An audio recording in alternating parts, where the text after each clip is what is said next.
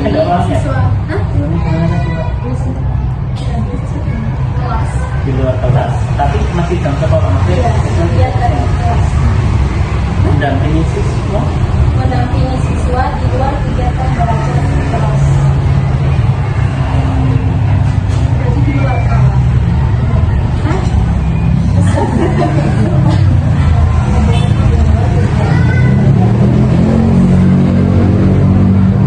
Oh, di luar kegiatan belajar mengajar. Mendampingi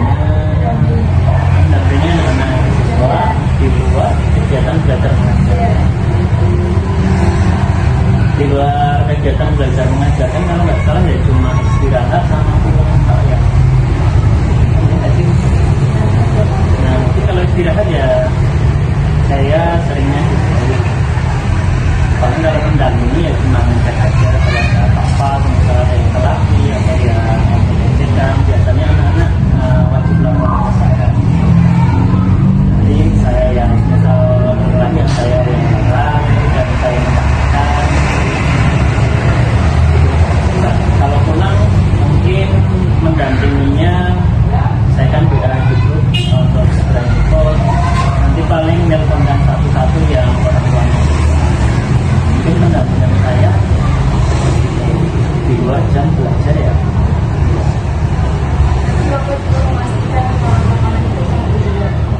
Kalau sampai ke rumah enggak, tapi memastikan udah dijemput ya.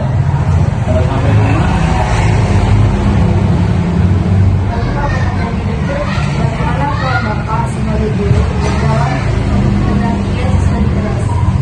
peran saya ya membimbing, ngajar, nemeni anak sebagai teman curhat juga iya, teman belajar juga iya, sebagai guru juga iya. Ya semuanya mbak.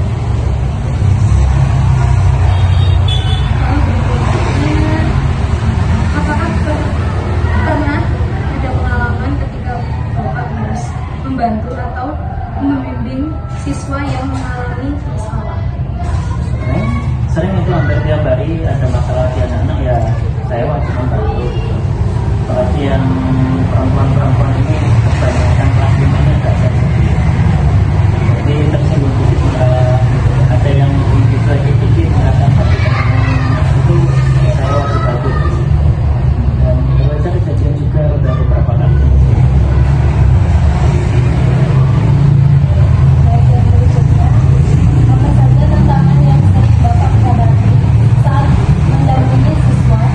Bagaimana cara Bapak membangun hubungan yang baik dengan siswa?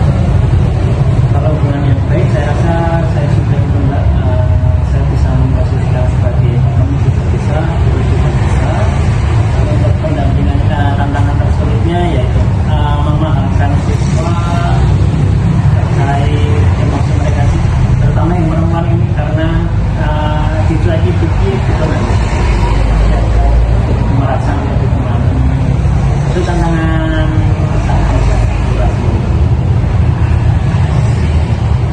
Apakah Bapak bekerja sama dengan guru lain atau orang tua dalam mendampingi siswa? kalau orang tua ya saya punya peraturan kalau pelanggaran lebih dari 5 itu saya kan ngelis setiap pelanggaran. Kalau udah 5 saya perintahkan tanda tangan orang tua. Kalau itu sampai 10 berarti 2 kali pelaporan, maka di situ saya berlakukan ada hukuman fisik, push up, squat jam atau yang lainnya. Kalau sudah lebih dari 50 nanti saya datangi rumah.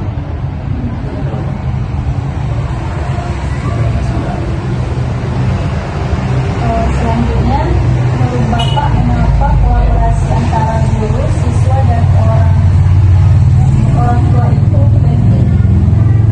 Ya penting sih mbak untuk apa ya? Yang pertama untuk menyatukan pikiran. Kadang kan kita sama orang tua juga pengennya kita guru sebagai saya sebagai guru seperti ini, tapi penerimaan orang tua beda juga pernah.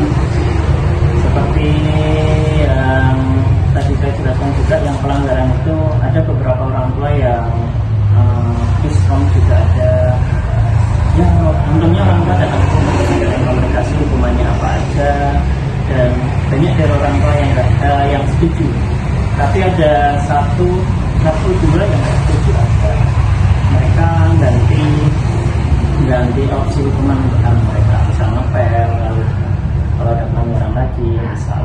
Dan sama teman-teman guru juga iya.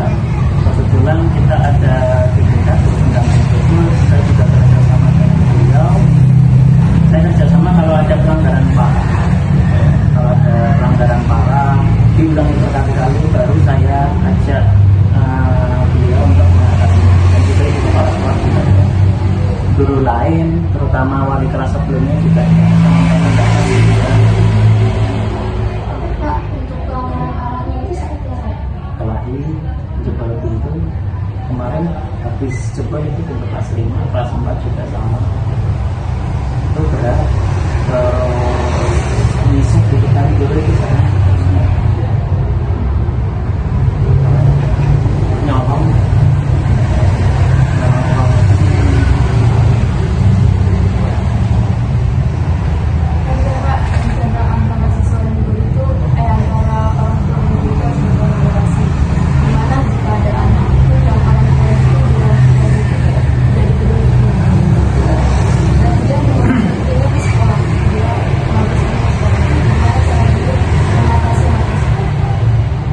Kalau orang tua yang acuh nggak sih?